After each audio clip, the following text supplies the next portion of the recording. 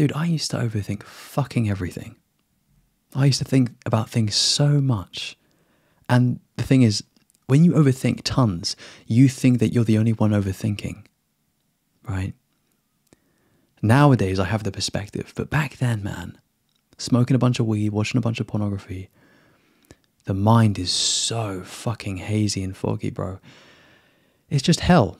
Hell, what it really is it's symbolic for a really low state of consciousness, where you feel totally disconnected from spirituality, totally disconnected from God.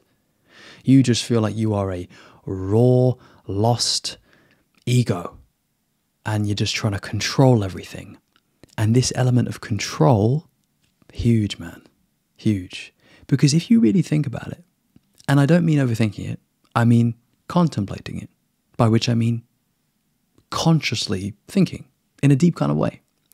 If you basically reflect on your own overthinking, you'll realize, man, I'm just trying to control the future. But here's the thing, and this is the killer point that I got a good couple of years ago, and ever since I've been applying. What I realized is that the worst that something gets is the thinking that you do beforehand. The thinking that you do beforehand is not grounded in reality. It's grounded in your ego's imagination of the thing, which by definition is not the thing. And it is full of self-deceptions, worries, distortions, and it's just BS. And you want to notice in the moment, this is actually it, this is it, ready? You want to notice when you're doing the thing, when you're at the thing that you were overthinking about, you want to be present in the moment, and you just want to say, did I really need to fucking think about this? Did I really need to overthink this that much? No. You know why?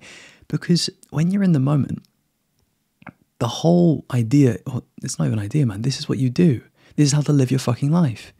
You drop your mind, you surrender your thoughts, even if you're a bit stuck in your own head, you stop that. You get present with people, yeah, because you're probably doing something with someone else. That's a lot of the time what we're anxious about, right? How we'll come across, right? There's a great concept I want to share with you, man, which is social survival.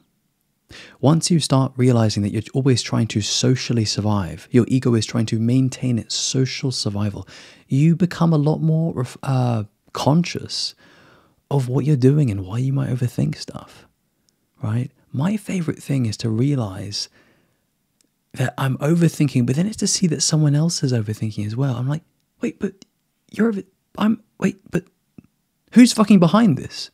No one. No one's fucking behind it. Your mind will create the illusion that there's something to worry about, something to be anxious about, something to prepare for. Bro, you don't need to prepare for anything. The ultimate truth is you are perfect as you are right now. And, self-improvement will tell you otherwise. And to be fair, man, it is nuanced. Because you do always want to be improving yourself, refining yourself, elevating your own personal authenticity, self-honesty, level of consciousness, yeah? But from a really spiritual perspective, you are already perfect, as you show up. You're just good, man. Especially when you are able to access, and this is going to sound a bit lofty, I know, but absolute states of consciousness. In other words, when you gain access to absolute reality or pure consciousness, what you learn and what you realize is that everything's perfect, yeah, including you. In fact, that's the best part, because you have this, realization, this awakening, and then you kind of turn it in on you and you're, wait, I'm part of this perfect reality too. I'm perfect. What? That's a lot for people to take on. The worst part is the overthinking that you do beforehand, before the thing. Yeah, it's never the thing. And it's also not afterwards. It's the thinking beforehand. However, here's the funny part. When you're no longer in the event, now it's, after, let's say, you can also overthink. This is actually one of the troubles of being quite a reflective person. I'm like this. So, I'll tend to reflect on myself. I'll tend to reflect on my actions, my words, how I was, being. And we all do this. But you want to be careful because sometimes you'll just dwell on something you said or how you think you came across. One of my favorite things to do as well is to notice and hear when someone else is maybe reflecting on something that they said or they did, especially when they go to like the same event as you. You know, maybe you've seen this where someone like was with you the whole time, or they're in the same party, event, whatever, but their experience was completely different. Why? Well, of course, because they're thinking about themselves, and so they're just self-reflecting with themselves as the kind of thing, right? As the point of reference. And again, I talk about this existential relief because when you realize, oh wait, someone else is doing this. Wait, but and then you kind of see someone else doing it. You're like, wait, but everyone is doing it. What? You have this fucking existential crisis, brother, because you realize that you're overthinking. It doesn't mean it's nothing. It doesn't mean anything because everyone is overthinking, bro. Everyone is overthinking. Sometimes I get really, huge moments of clarity and I'm like, oh my God, there's nothing to worry about, man. Oh God, when you feel this, man, oh God, it's the biggest relief, yeah? Because your mind will genuinely think that there's something to overthink. There's something to worry about. Honestly, man.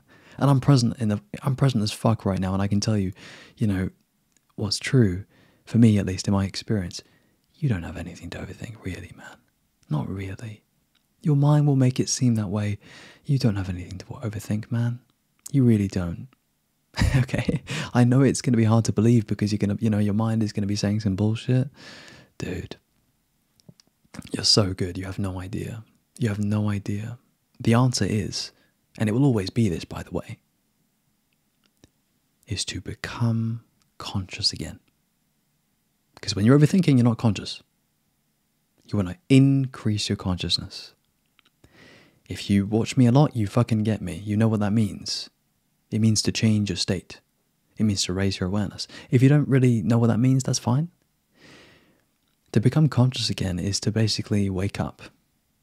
It's to become more aware, more perceptive, more detached. This is the way that you get through it. You detach, you go meta, you start to watch your mind. Afterwards, when you come out of the overthinking, you start to self-reflect. You start to think, well, what the fuck was I thinking about? Yeah? You want to do this. And you want to do this hundreds and thousands of times. Because, listen, I reflect like a motherfucker. I consider myself a conscious person. I still overthink. A bunch. Yeah? Nowhere near as much as I used to. But as a human being, I'm not going to deny that I overthink, because I do. But what's also true for me these days is that I spend a ton of my time in the present, in the moment, mostly speaking to people, because that's what I do for a living. As a professional coach, you do a lot of talking, a lot of listening. And basically what that necessitates is presence. Because, to do my job, I've got to be present with people. And the cool thing is, presence, it's kind of like a muscle. You can train it, yeah? And the more you spend time in the present, oh man, it starts to transform you. Because slowly but surely, you start to kind of see behind the curtain of reality. Because when you're present, you're like, wait, what the fuck? I don't have any problems. I'm talking, of course, from the perspective that, all your problems are mental. Maybe you've had that. I have that sometimes when I go on like retreats or I go to events, seminars, all this stuff, and I come back like the night of the thing or the day after, and I walk around like, oh my God, I don't have any problems. And that might sound really unrelatable, by the way. I get that because, everyone has fucking problems. But what you can realize when you get really present is that so many of your problems are just in your head. Oh my God. All of my problems are in here. And depending on how much work you've done on yourself, maybe you've had one of these glimpses where, and this will be the case for you, especially if you've done a lot of the spiritual work, you will have times where you just see through everything. Everything. And if I could cry right now, I would. Because you get the clarity that you want. You know, that clarity that you're always fucking looking for. But you just are free from your mind. You get that. That is why we do this fucking spiritual work. Yeah? If it's not clear to you, that's what we're doing. We're increasing consciousness. Okay? You might start out overthinking a bunch, addicted to PMO, smoking a bunch of weed, I don't know, with loads of addictions, yeah? Where you can end up is a place where your mind can be so much more clear. And your state of consciousness can be so much more high and enjoyable.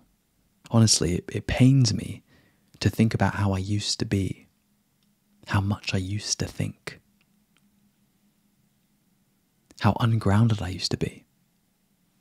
The person that you're seeing now, if I come across as lucid, as conscious, as clear, shit ton of work has happened for me to be here. You know? And a shit more will need to happen too for me to keep evolving. Final thing is going to be, if you want any help or support, I coach people professionally for a living. That's what I do. If you resonate with me and you'd like my support, you can book a call with me. The link will be in the description, my friend. Otherwise, I hope it's resonated with you. I have a lot of love. I have a lot of empathy. I'm on the path too. Yeah. My friend, take care. Lots of love. And as always, peace.